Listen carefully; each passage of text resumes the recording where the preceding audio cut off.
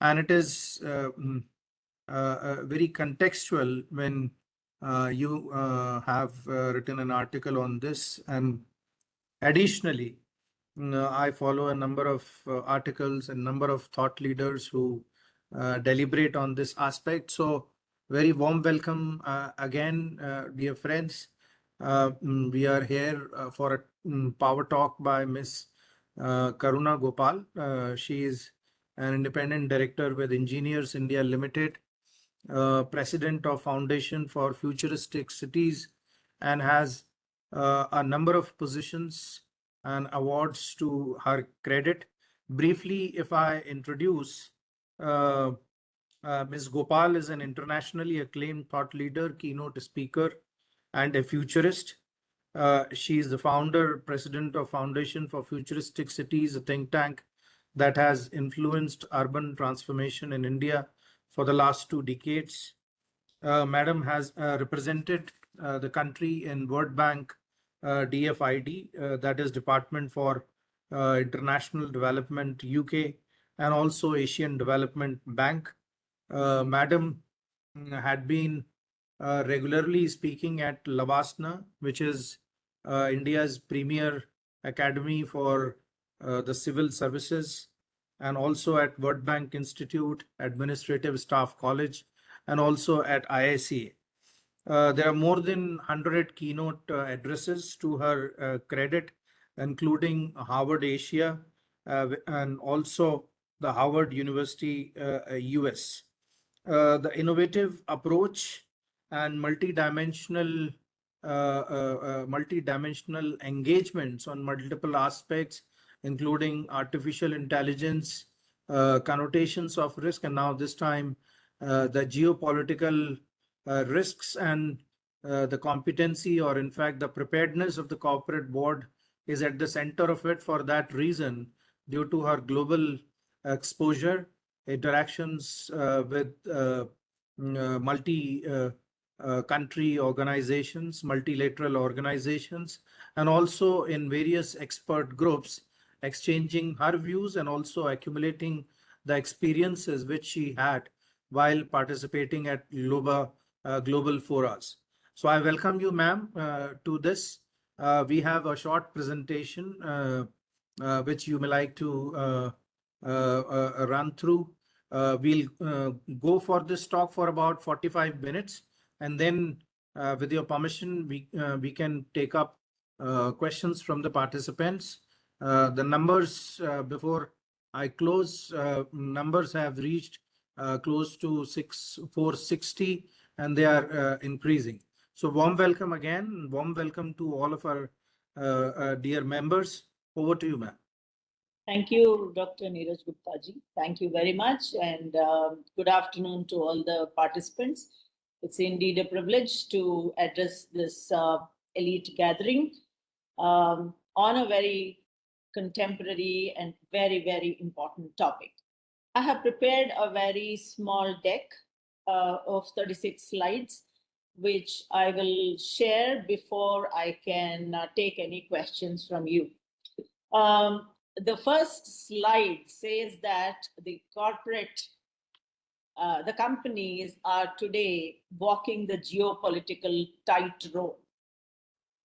Well, I would like to say that the companies are not only walking the geopolitical tightrope, but they're walking on the tightrope, juggling balls and spinning wheels. Why am I saying this? If you've seen the companies in the recent past, what we had to really understand and cope with, one is the edge or the disruptive technologies like artificial intelligence, machine learning, Internet of Things, and even today the quantum computing. All of them, the companies have had to adopt and have to go along with that. The second thing, perhaps spinning wheels, is about the ESG aspects in terms of the regulatory compliances and how ESG has become such a phenomenon that none of the board members can ignore that. So that is my first sentence before I show the PowerPoint presentation.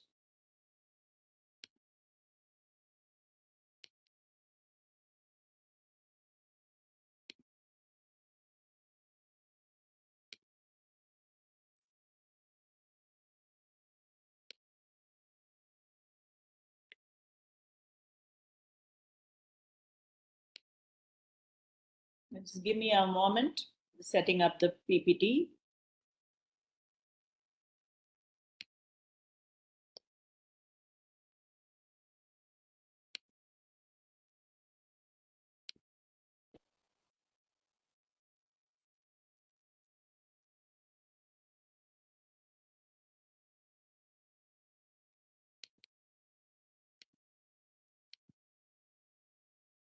What's this?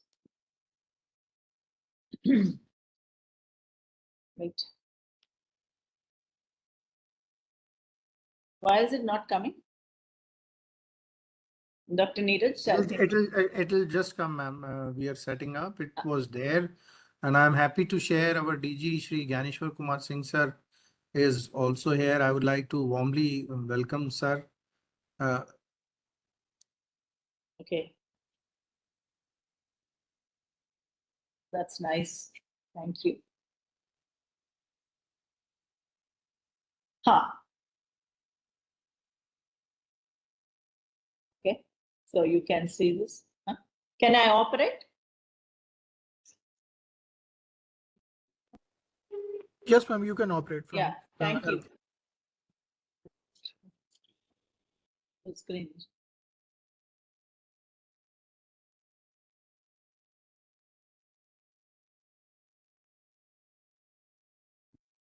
Take control.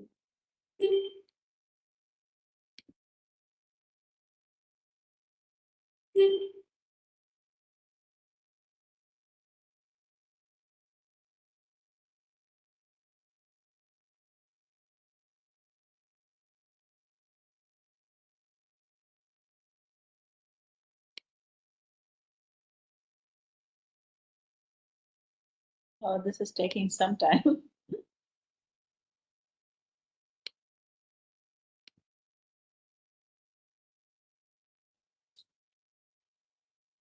Would you like to talk to them?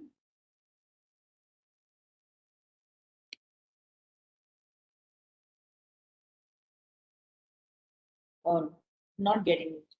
I think, can they control from there? Can we upload it from our side, ma'am? I think Yeah, I your think- office is trying, but No. there is some technical glitch. So if you allow, we upload it from Yeah. our side. It's yeah. Please go ahead. Please go ahead. It's just- Okay, ma'am. We are doing it. Ashish, please help. Yes, it's right there, and you can move from the cursor.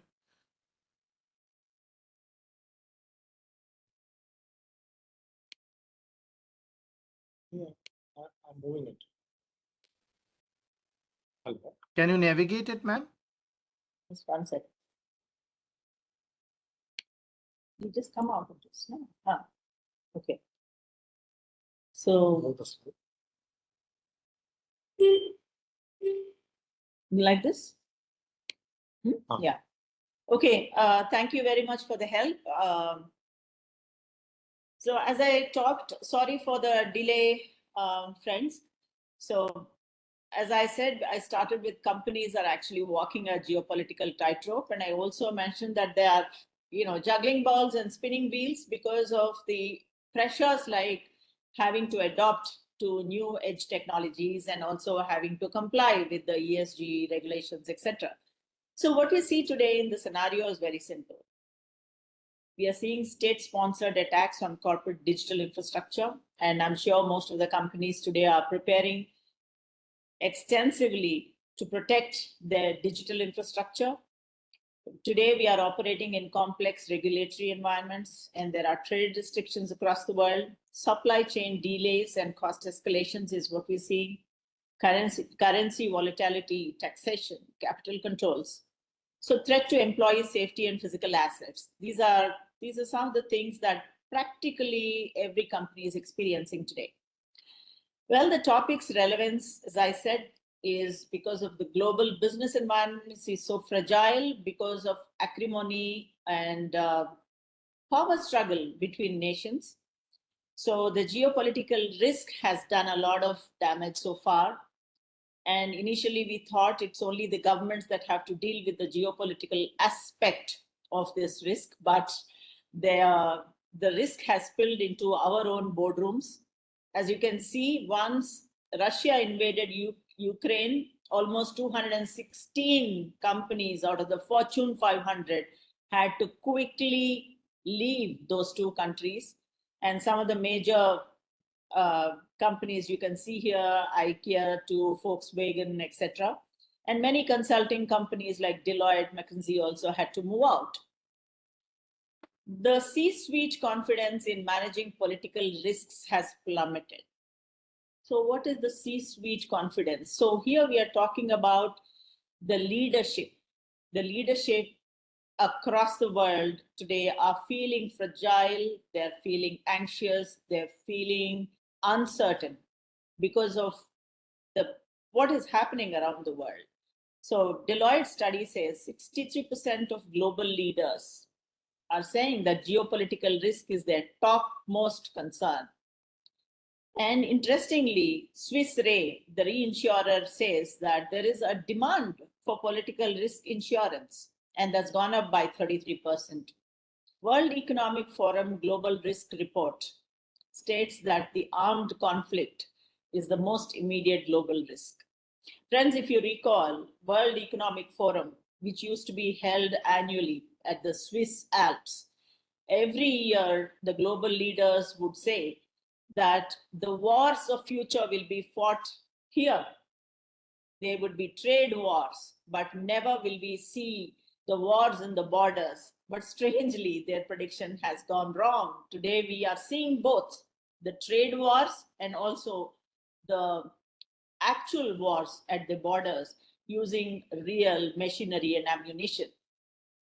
Now, the confidence is also plummeting because geopolitical risk has actually surpassed inflation and economic volatility.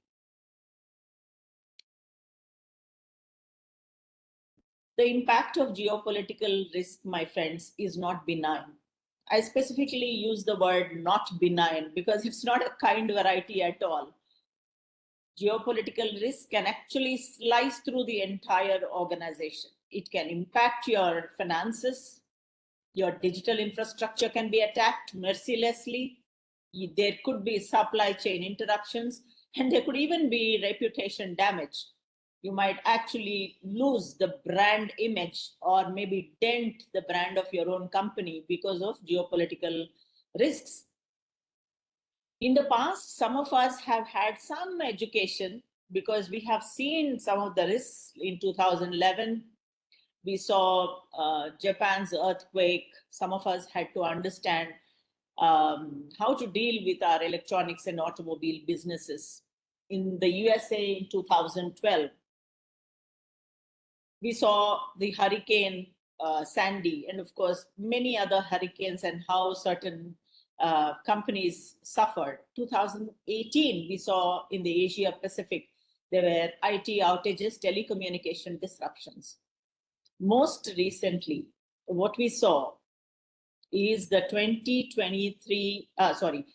COVID in 2020 and 2021. That has been a big, big learning for all of us because many companies experienced many disruptions of, enterprise-wide. And I'm talking about the learnings. Some of the past experiences have taught us how to cope with them. Excuse me, is there some problem? And sorry there's some interruption. Africa, my friends, last 20 years, I remember whenever we used to talk about business opportunities, enhancing the global footprint, we used to say Africa is a great business opportunity. So 20 years we've been talking about it, but how many companies have actually been successfully able to do business in Africa? In some countries, it's regulatory nightmare. Some of them have, slides are not showing. Sorry. Can all of you see the slides moving? Yes. There are some, I'm seeing some comments. I can't see, no, no, no.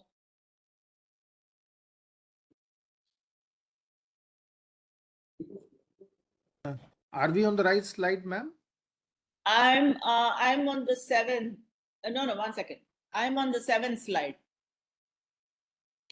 Yeah, this is 7. I'm on the 6th. I'm on the 6th. I would request participants not to navigate the slides. Oh God. Let it be run from our side, so that ma'am and slide matches. Like we are on the right page. You want to be on 6th, ma'am, or 7th? Let me have it on the screen. 6. Yeah, 6th Yeah. is 6th is right there on my screen. Yeah. So I hope others are not, because somebody is saying they're on 10th. It's gone now. So the PPT has gone. No, it's coming back. Okay. So maybe you should request them not to run through the slides.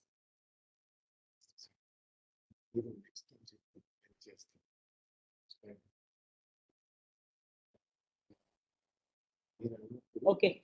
Okay. Fine. Fine. Ma'am, just a small request. Okay. Fine. Just a small request to you. I mean, whenever you want to move on to the next, let me navigate, Right. and we'll move it to the next. The moment you Right, will right. say next, we will move it. Right. Thank you. Thank you. Okay. So I was talking about Africa.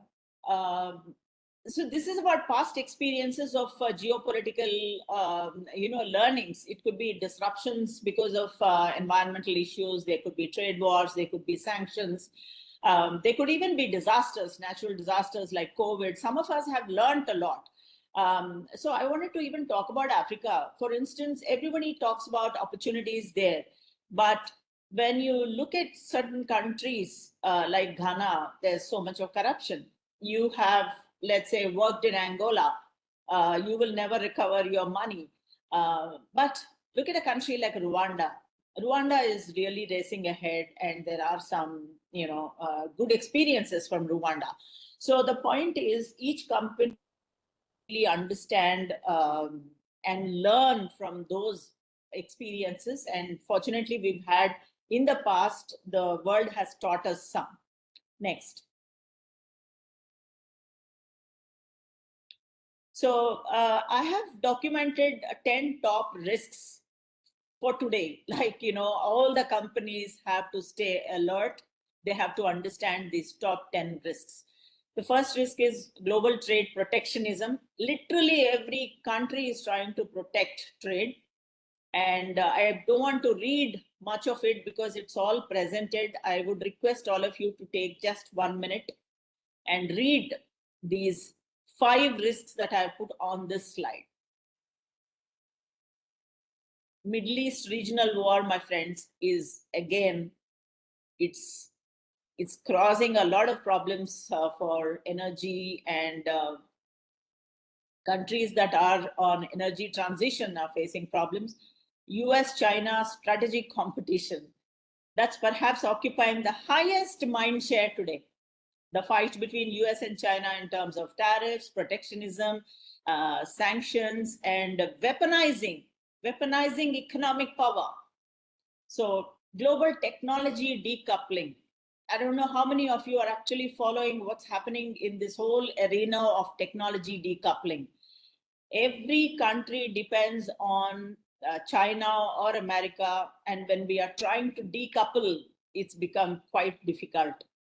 So there are major cyber attacks, as we've discussed earlier. Most of the companies today are building their own forts, I would say, in terms of protecting their own digital infrastructure. Next, these are very high-ranking risks the world is facing today. The next set of risks, my friends, is major terror attacks. There's so much that's happening. None of us really knows what is happening, but there are sleeper cells everywhere. There are certain designated countries There are some countries we do not know of, but a lot of terror activity is still going on. Russia and NATO conflict. As you know now, it is no more Russia and Ukraine, but NATO. A lot of involvement is there. Emerging markets political crisis. Global fragmentation. I remember those days we used to very proudly talk about globalization, urbanization, industrialization, motorization. You know, these are the four things we used to say came as quadruplets and the world is prospering. But today, we don't want globalization anymore. We are going backwards and now we are looking at only fragmentation. There is North Korea conflict and European fragmentation. So some of the risks are very high, some of them are medium, some of them are low, but you have to take cognizance of that. Next.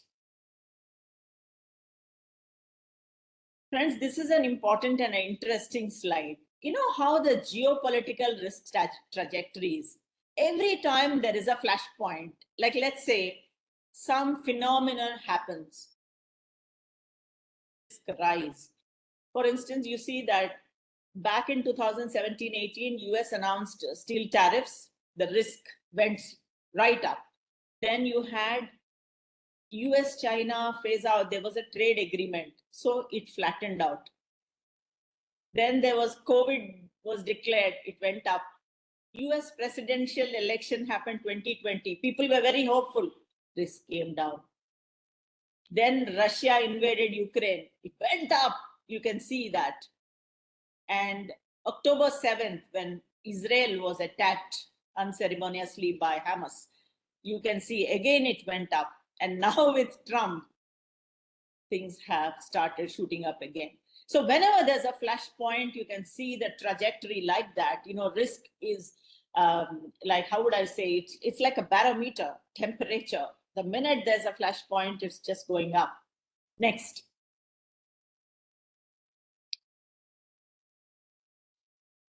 So I was interested to see how the CEOs of companies and how the CMDs are reacting to this. And now we can all see that today, what keeps the senior leadership awake is the geopolitical risk, which they themselves have admitted that 74% of them feel that the geopolitical risk is the highest.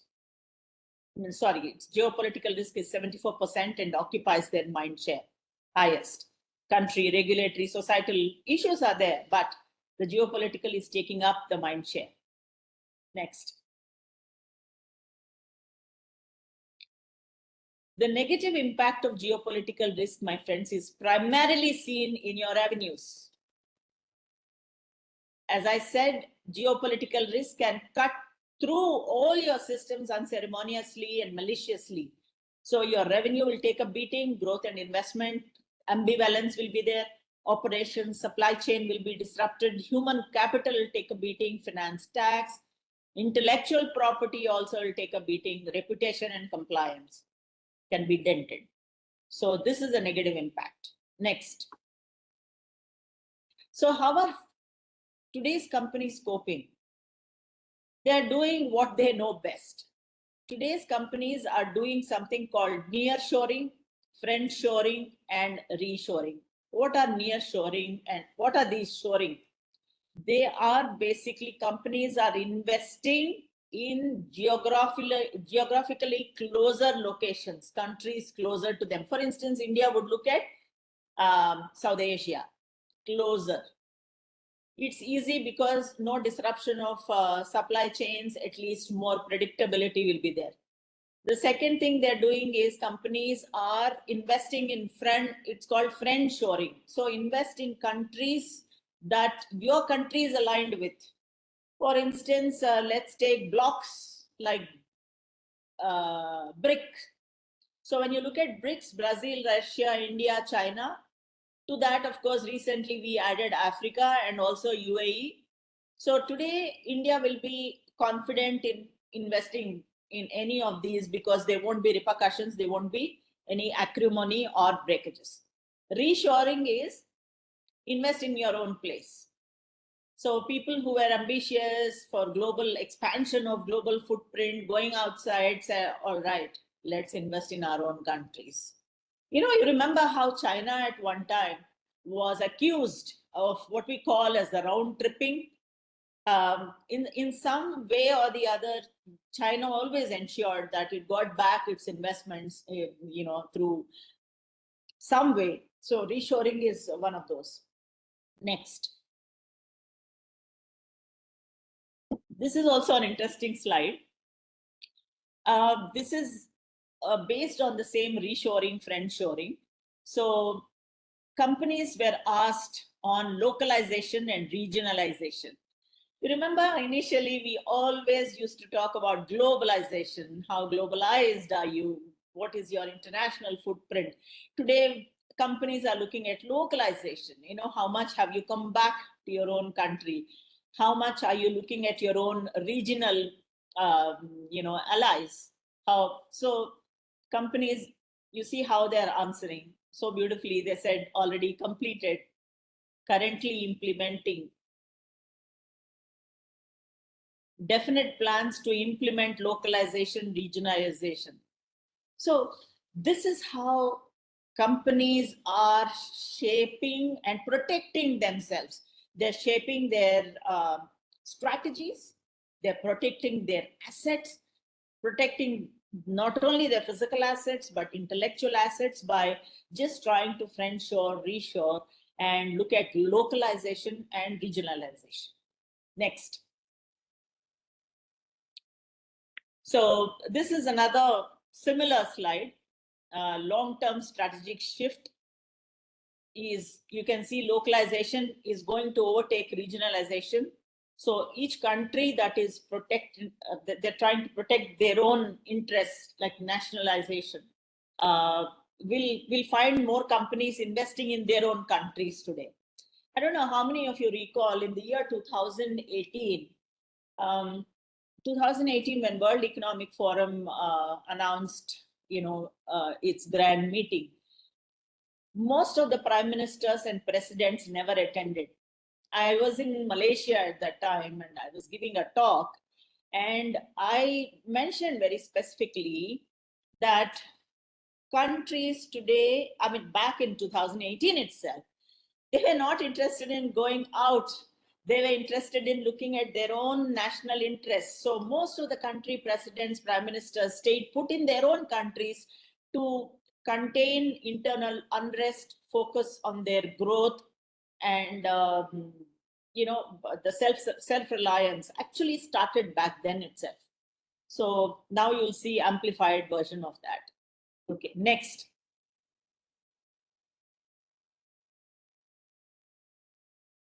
Next slide.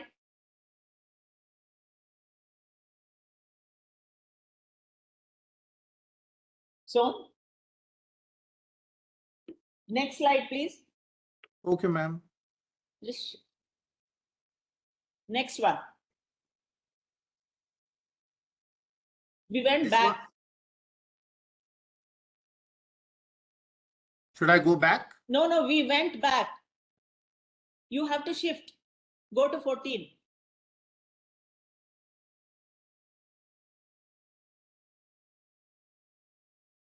This is 14, ma'am. No. Go to the next one.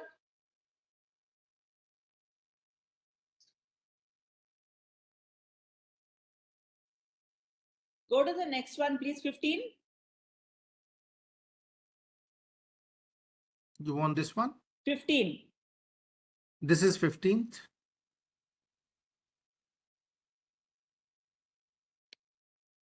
Okay. So what are you seeing on the, are you seeing localization or regionalization strategy? What are you all seeing? Yes, localization or regionalization of strategy. Yeah. So friends, this is another slide that you might have to examine, because I can't explain much of that. Every country is trying to localize and regionalize. Like Chinese companies are investing mostly in Greater China and Russia because they are the new friends now. Germany is Germany companies are investing in Western Europe.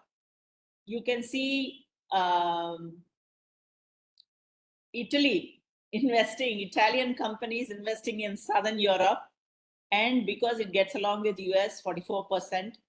India, as I said, mostly Indian companies are looking at South Asia, and 42% in US, because we still believe historically we've had good relations. So that's what is happening. Next slide.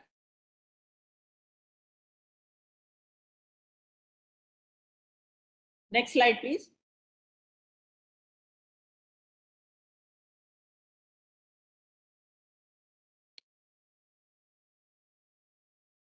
Are we on 16? Yes, we are on CEO survey. CEO survey. Okay. So I don't know why it's not moving for me. So friends, as you can see, CEOs have been giving answers. It's not an important slide, but a survey that talks about 43% of them said that they are relocating their operational assets. So everybody is literally doing everything that is required to save themselves and survive. Okay. Now, the next slide, please. So what we've seen so far is not a long-term solution. Do you believe that nearshoring, friendshoring, reshoring are long-term solutions? No, I think boards have to really understand and prepare themselves. Next slide. Geopolitical risk, my friends, is very complex. It's very, very complex. It's something that you cannot understand straight away. Are you seeing the wheels within wheels and web kind of a slide? Yes. Yeah, so geopolitical risk is like this. There are reciprocal relations. There are things that you seriously cannot prima facie see and discuss. So just an example, just to give you one example, let me take the example of China, my friends. So China, as you know, has put economic development right in the center, as India put democracy right in the center. China historically looked at development and their own growth. So China has also been weaponizing its economic prowess, weaponizing its technology, weaponizing its hold on minerals, etc. So China and US have been historically dealing with these issues. Now, when I say that things are very, very, very complex, I would like to say that, just give one example. Look at Quad. Why was Quad formed? Quad is formed with India, Japan, Australia, and US. Because Australia, India, everybody thought it's important to protect the sea, and China is dominating there. And Australia, I believe during COVID time, went and asked World Health Organization to do an investigation on where did the COVID actually originate. When Australia asked this, China came to know, and China quickly put sanctions on Australia. And the same thing happened with China. It put sanctions on Japan, on Philippines, on Taiwan, on even South Korea, when certain set of islands were discussed and there was a dispute on who can actually utilize the resources. So China can actually weaponize. And the last example about how complex and complicated it is to understand that apparently Lithuania, a very small country, Lithuania is a very, very small country, it allowed a delegation from Taiwan, it gave a diplomatic access to Taiwan. And China got so angry that it put sanctions not only on Lithuania, but told the European Union to put sanctions on Lithuania. So the point is that China, it's something that you cannot see. Let's assume you want to do business in Lithuania. You'll think everything is hunky-dory, but you don't know that maybe EU can be troublesome, China can also trouble.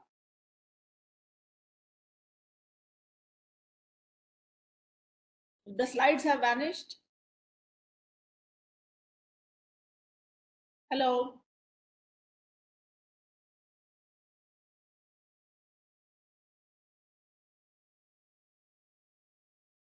Yeah, next slide, please. So this is about complexity. I'm saying that prima facie, you cannot understand geopolitics. You cannot take decisions. Next slide, please.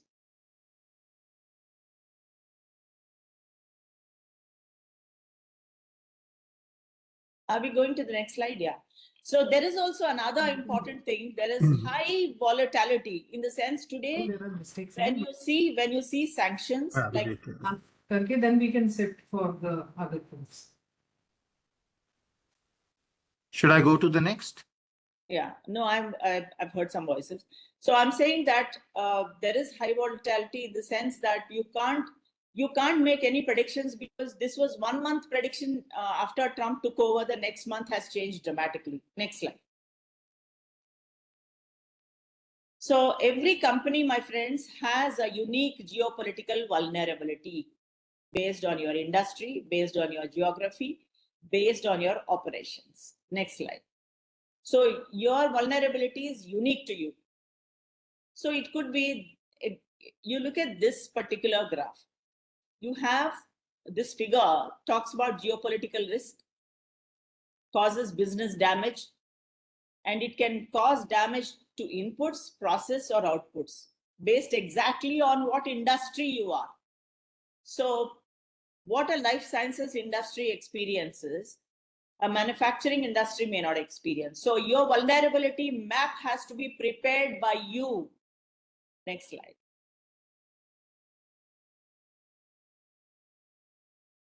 The current level of business challenge as baseline for risk assessment. Again, you need to understand what is your current level of challenge and what could potentially be seen in the future, maybe a year later or 5 years later.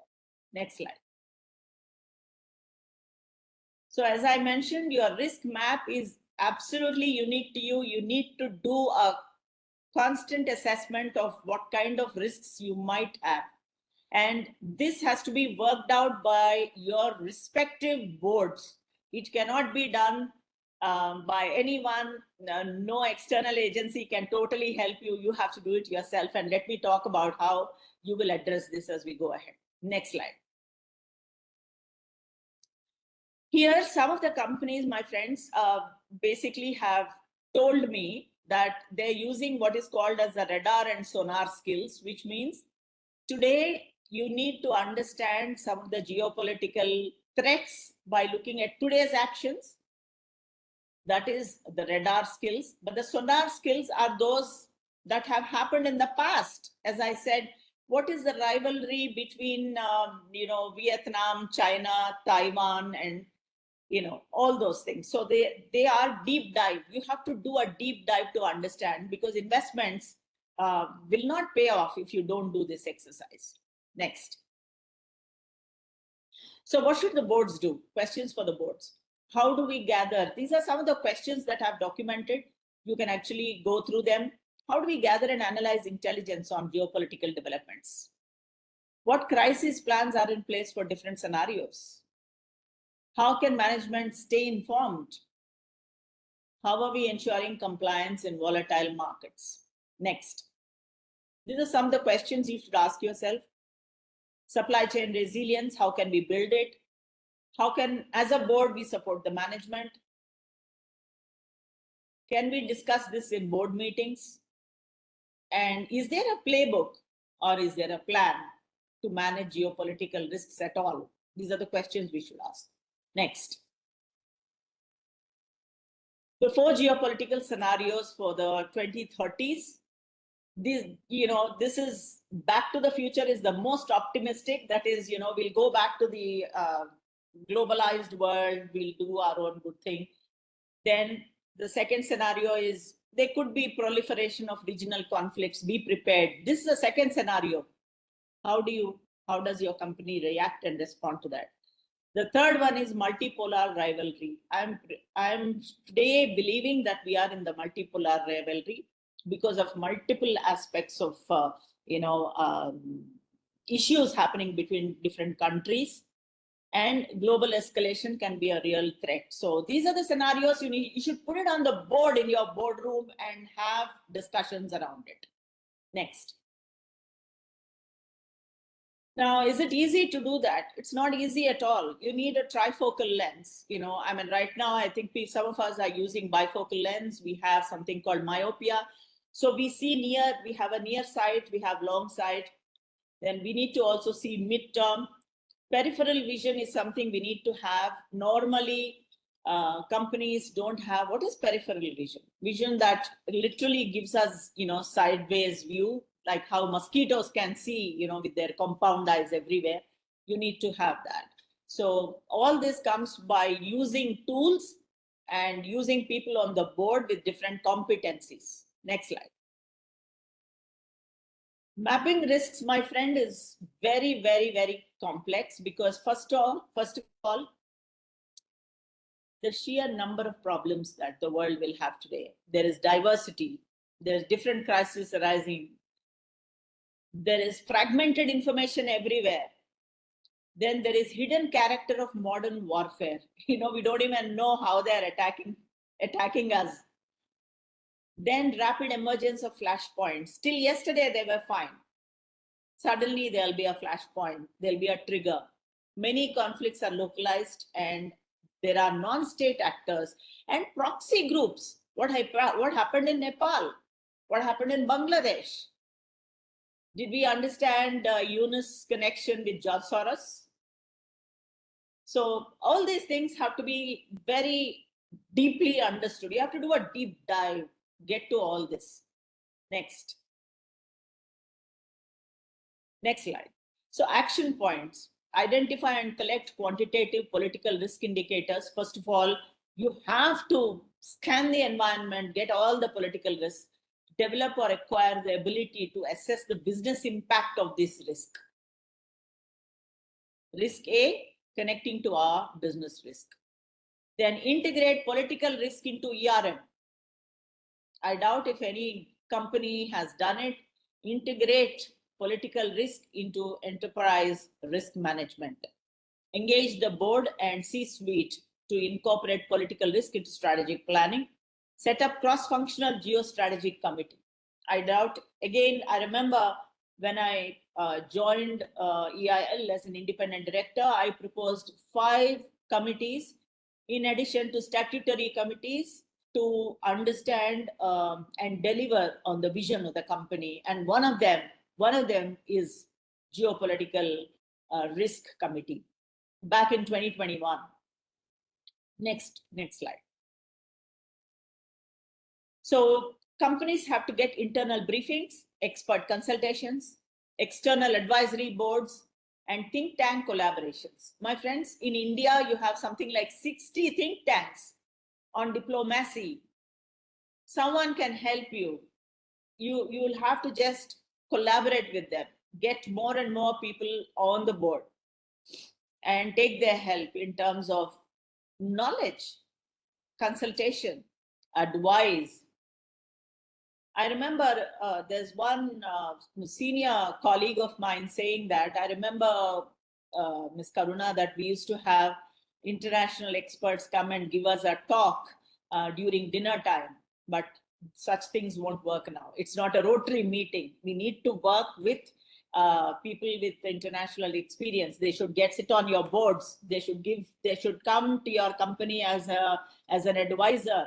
You need to collaborate with think tanks. That's how we're going to tide over these geopolitical risks. Next. So scenario planning and intelligence, visualize opportunities and threats, because geopolitical risk need not be just a risk. Several situations, risks have become opportunities for many companies. So anticipate global shocks, be prepared. Develop risk dashboards. Today we have dashboards for everything. Why can't we have at a glance understanding of what risk, where, which month, which quarter, and from which side?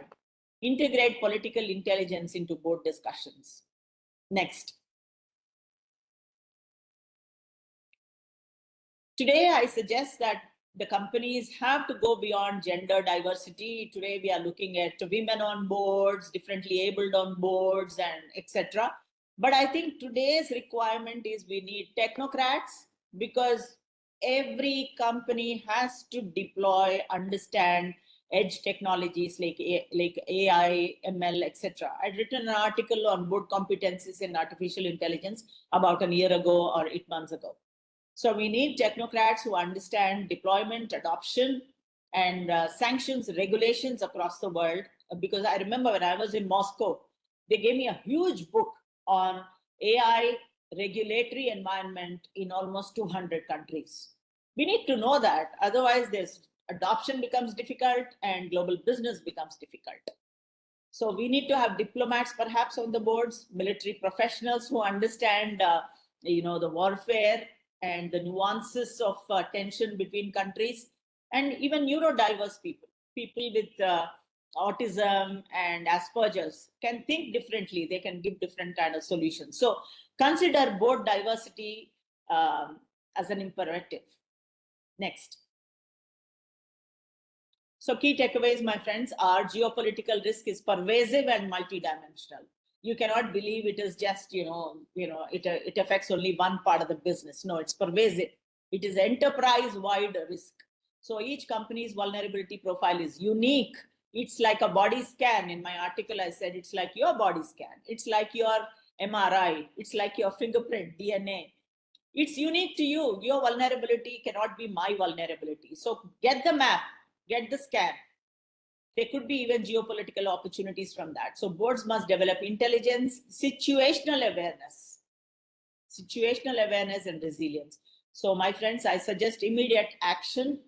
All boards have to now start thinking about incorporating geopolitical risk into their enterprise risk management strategy, and start planning from today on who could potentially add value to their board decisions, and maybe become a little paranoid. It's not really wrong to become fearful, paranoid, and anxious, because sometimes that's what protects you.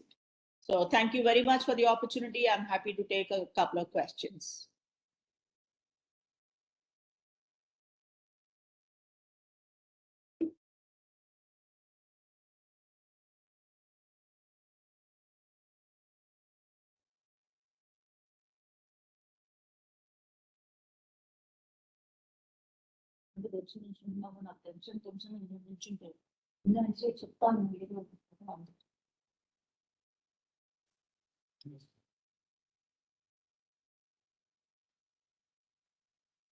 Great. So can we take up the questions, ma'am? Yeah, sure. Okay. So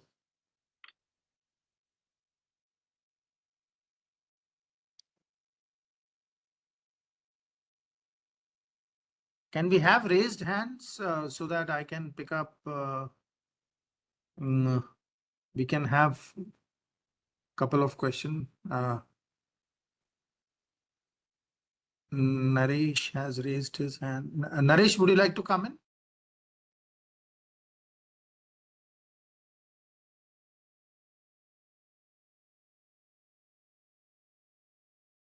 Hello.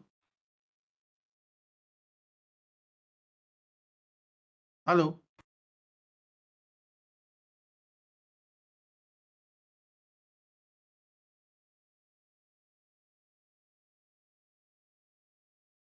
Hello, am I audible?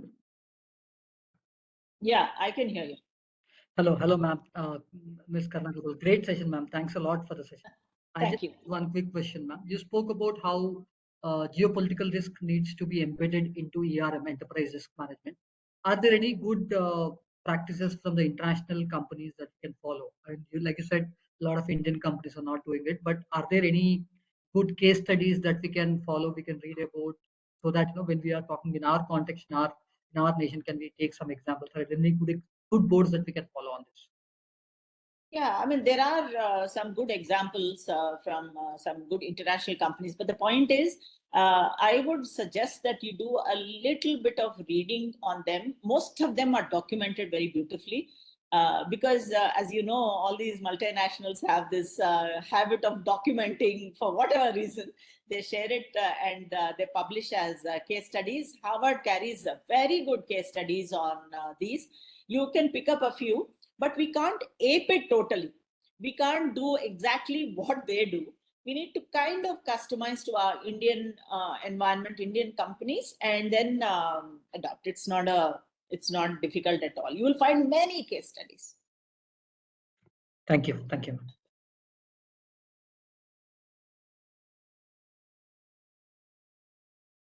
Mr. Pradeep Dheer, would you like to comment, please? Please unmute yourself. Mr. Pradeep Dheer? You're not audible, sir.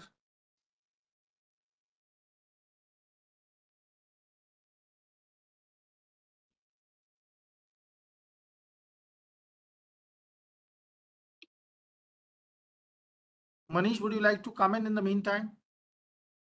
Mr. Yes, Manish please. Kumar. Am I audible? Yes, very much.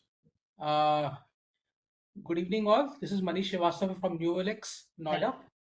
I would like to thank IIC and Honorable Madam to conduct such a good session. Madam, I would like to understand, like in terms of ESG, now CSR has been made mandatory, and the compliance are really getting very tight. And in your graph, you have also raised that the compliance and compliance related risk, regulatory risk, especially the social risk, is now one of the risks that are on the forefront of the boards. I wish to understand why the corporates are not, very proactive in actions on all these things. Like they're on this, there are things they are working on. They're coming out with the reports, but they are doing good documentation. But what is the hesitance? Why the boards are hesitant to engage with these kind of professionals to get the things done? Because ultimately they have to take the steps. If they are not taking steps at this point of time, the results will obviously take some time. The change will not be imminent. It will take some time. Yes. So why the board are hesitant to engage with that? This has bothered me also. In fact, I'm writing an article on that. Why should we just stick to BRSR reports and just keep ticking them, right? We are not doing it because we want to, but because we have to. And most of the time it is, checkbox culture. So I think we will respond to crisis, basically. What I have seen is, any compliance comes when there is a big crisis and it impacts you directly. When somebody tells you, for instance, if you have a bad gut, you eat cucumber every day, you won't eat it, right? Only when you have some problem like either a constipation or some gut imbalance or dysbiosis, that's when you start eating. So there is no direct pain for companies to comply with ESG requirements because the hurricane is not hitting them, or you understand? So it is little complicated, but I hope that one day we will get there. On the other hand, there is a lobby that says that ESG is scam, and ESG is only for making money, etc. So we are battling even those. And Trump, of course, is on that side, as you know. So it's a very complex thing, but I am with you on this. Let's hope that one day voluntarily all of us will address ESG with our hearts. Thank you, ma'am. Thank you.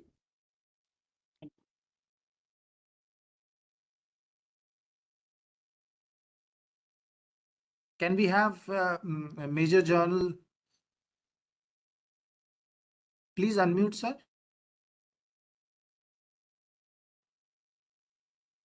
Major General Sanjay Soy. In fact, very interesting talk because of the geopolitical situation is generally beyond our control, and the way things are happening overnight. So, is there any way? Very big challenge for the companies. How do we think of can we be thinking of being proactive, or what other means we can think of? So as I said, Major, it is it's first time boards are confronting such huge problem.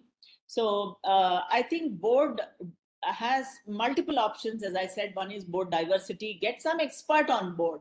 I remember, when AI had to be adopted, get an expert, let him understand whether we can, start using AI technology, or how do we, our, entire supply chain, we need to understand.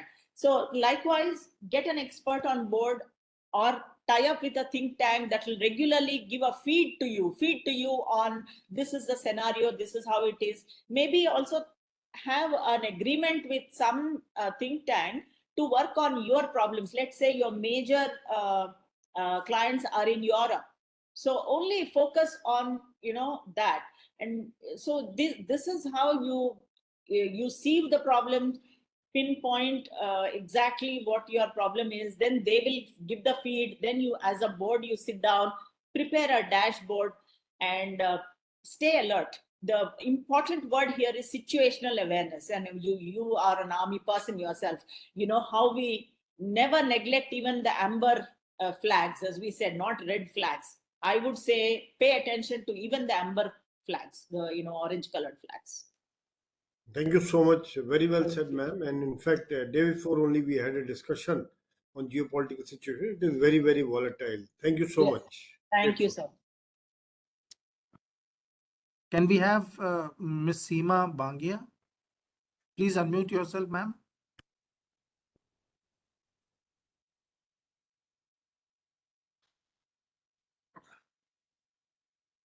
Please unmute yourself.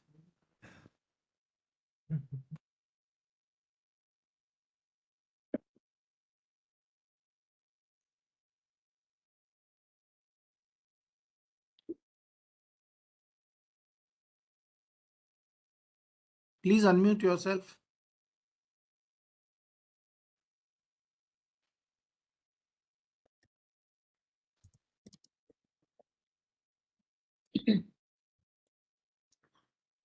She's not able to unmute.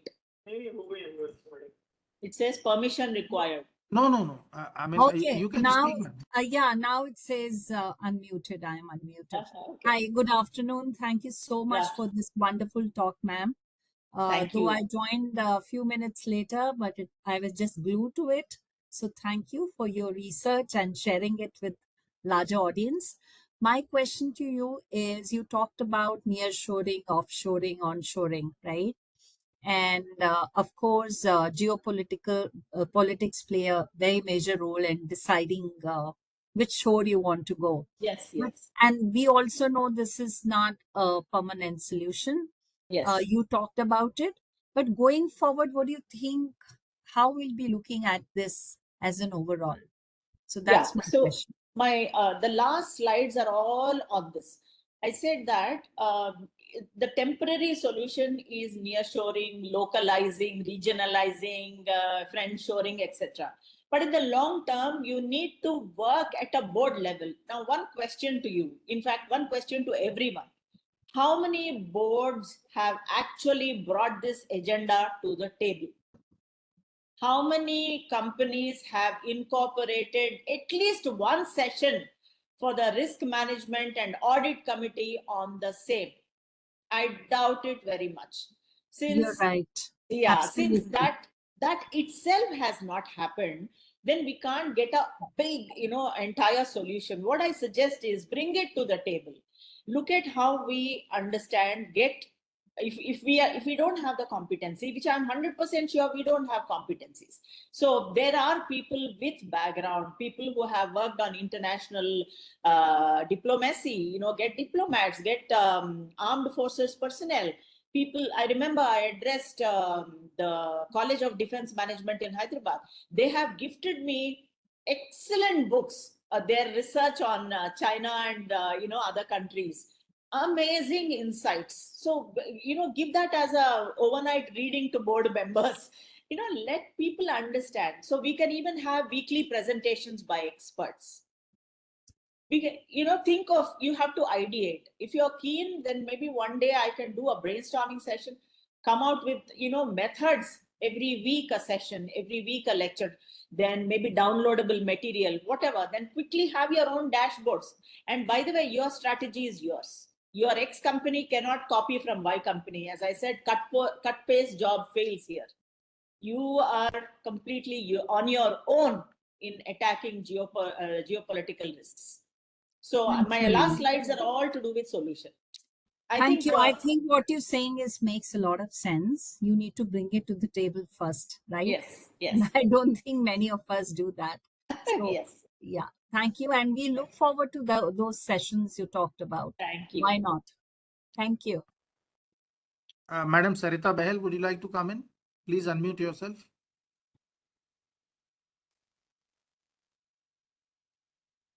Ms. Sarita Behel. Mr. Sanjay Sharma. Dr. Can you hear me? Yeah. Yeah. Thank you, ma'am, so much for this insightful session. Dr. Gupta, thank you. My question to you, ma'am, is that do you think the boards can have a role to play in pushing for policy advocacy given the whole volatile environment that we are in, and work very closely to bring some decisions at the policy level on how do we tackle geopolitical risks? So thank you for the question. In fact, most of the companies have in some way shaped policy. If you look at industry bodies like the Confederation of Indian Industry and the Federation of Indian Chamber of Commerce like FICCI, NASSCOM, these industry organizations have historically influenced policy. So, but if you want to do it as a lone company and a lone company board, it is not going to happen. You have to ensure you work with companies, perhaps domain-specific companies, like take your agenda and say that, let's say if you are with the real estate, then you say why RERA is to be modified, and you can influence policy there. If you are a hotelier, you can talk about some hospitality, subsidies. I mean, it's all that you have to work as a group. Then you can certainly influence. In fact, I have seen the policy being shaped so brilliantly by, let's say, either the influence or the lobbying power of the industry coalitions like, associations like FICCI, CII, NASSCOM. NASSCOM has shaped our IT policy to a large extent. Yeah. Thank you so much for that. Thank you, Dave. Sanjay, would you like to come in? Yes, please. Good afternoon, everyone. And thank you, ma'am, for giving deep insight about this geopolitical risk. It was very informative for us. Thank you. And I'm sure you have done a lot of hard work behind this research as well. So, ma'am, I have one question regarding the recent cyber attack, which I have heard in UK, in Tata Group, Tata Motors, something like that. And so my question is precisely on how independent directors are equipped to guide board on these aspects regarding the cyber attack and to mitigate this sort of risk. Okay, so Mr. Sharma, we have the cyber security is an aspect of the risk management committee. So if you are a member as an independent director, mostly also will become the chair of risk management committee. You can bring the agenda. The company, I'm 100% sure, would have actually started working on it because there is a government mandate to work on this, and you have to declare any kind of attacks by any external agencies. So that is happening, and even if you are a part of the audit committee, you need to take up cyber security. Today, the SEBI mandates that every quarter there has to be a presentation by the CSO, that is the Chief Security Officer, on cyber security preparedness to the board. So there is a mandate, actually. It gets documented and it goes to SEBI. So even the regulator is very, very keen on seeing how companies are managing this. So as an independent director, you have all the right to bring it to the table, insist on insist on the companies sharing what they have done so far to protect against any cyber attacks.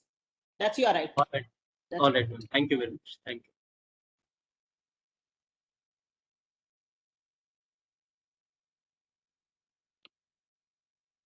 Any other question? I think we have, I don't know how much time ma'am has. I'm okay for another 10 minutes. Okay, no problem. Can we have Mr. PV Narayan? Please unmute yourself, sir. Ma'am, my question is that the uncertainty also throws up opportunities. Yes. So company would need to be, the company as a whole, not just the board, has to develop kind of an agility to respond to situations. Yes. It could be a crisis, it could be an opportunity also. I would cite an example, recent example, when the regime change happened in Bangladesh. Textile industry had a windfall in India because it was Yes. very close geographically. So a lot of companies gained orders which were from Western multinational companies that were sourcing their garments from Bangladesh. But since the timelines could not be met, suddenly the Indian companies were flooded Yes. with orders, unexpected orders. So in this kind of a situation, you cannot predict, no way to predict a regime change in one corner of the world. But agility or the company's ability to respond quickly to any changing situation, would you think that that's Absolutely. a fundamental requirement? Absolutely. So it's the responsibility of the board to develop agility in general in all aspects of the company's function. Absolutely. Thank you for bringing this up. In fact, I had one of the slides on this because I had a restriction on slides. I removed it. I said agility and your ability to be innovating on the go, on the go is something that is extremely important. In fact, Mr. Narayan, today I know some companies that are already preparing to build Kyiv, in Ukraine, because the next opportunity is construction in Ukraine and Russia. Also, there are so many requirements in there. So whenever there is a geopolitical risk That's also gives opportunity. Yes. So my last slide said opportunity. Yes. Thank you.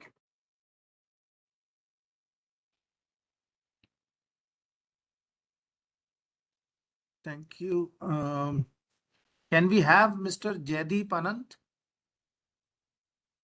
Mr. Jaideep, can you unmute yourself?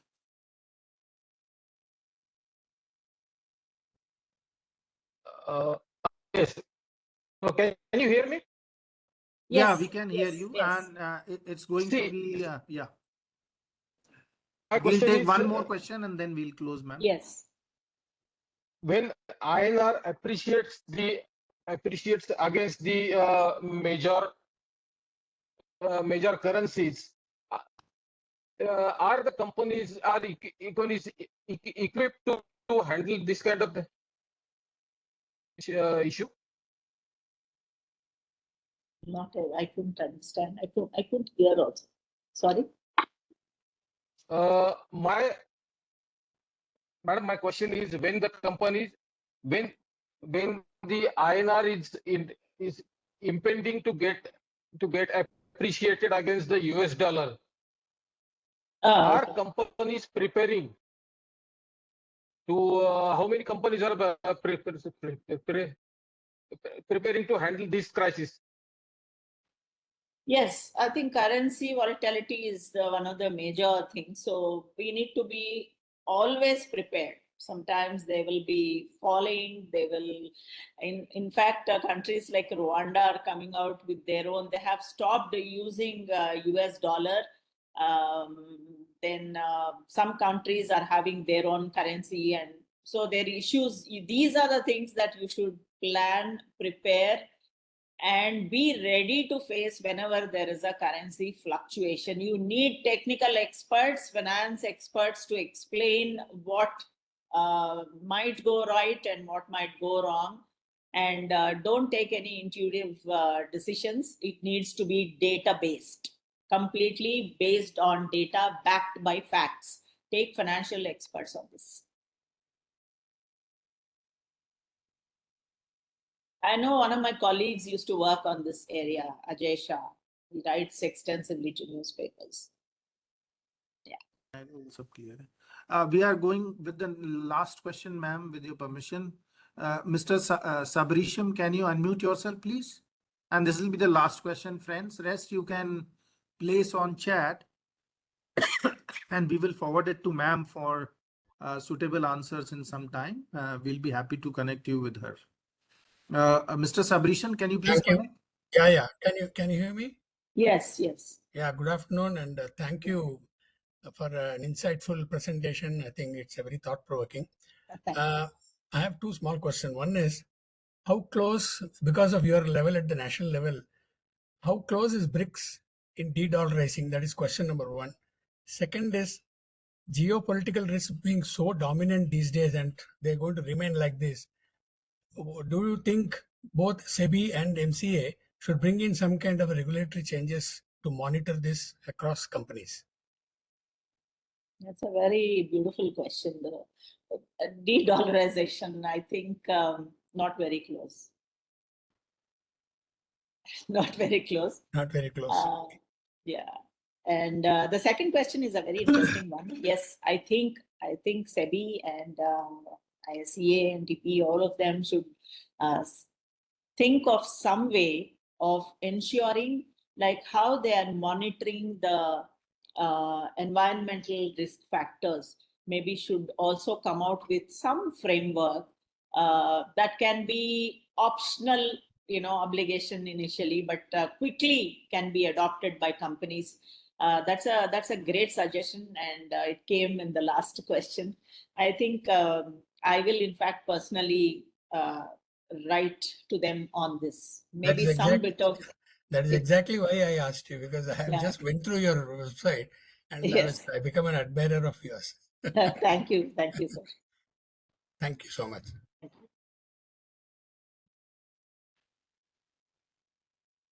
That's great. So thank you so much to all of you for wonderful questions. And I must thank ma'am for giving us a lot of time. It was supposed to be for an hour and we have exceeded by 15 minutes. Nevertheless, the discussion was really engaging, and the kind of questions and the responses have further enriched the discourse which the madam has placed on this topic. I am really apologetic. I could see a lot of enthusiasm because there were about 600 members who joined to this workshop. This not only underlines the significance of this topic, but also your commitment to take your board for discussions on geopolitical risks the boards are exposed to, and also your commitment to ensure highest possible standards of corporate governance. For the reason that I could not accommodate other questions, I would request friends to place their questions in chat box, and as I have assured, we'll make a compilation and send it to ma'am, and with a humble request, would request her to attend to the significant ones, and we'll be happy to connect. I would like to thank ma'am for a wonderful discussion, a good time that she has, good and valuable time she has spared with us.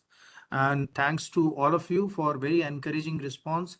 We'll soon come up in October first fortnight before Diwali with another topic and another distinguished speaker. Thank you all once again, and I wish you all happy festivities ahead. Thank you, Dr. Gupta ji, can this be shared? Can the presentation be shared? Yes. Yeah, why not? If the ma'am permits. Yes. I think it can be shared. Absolutely.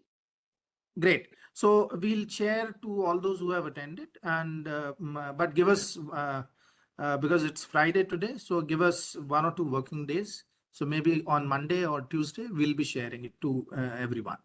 Thank you. Thank you everyone once again. Thank you. Have a great evening. Bye.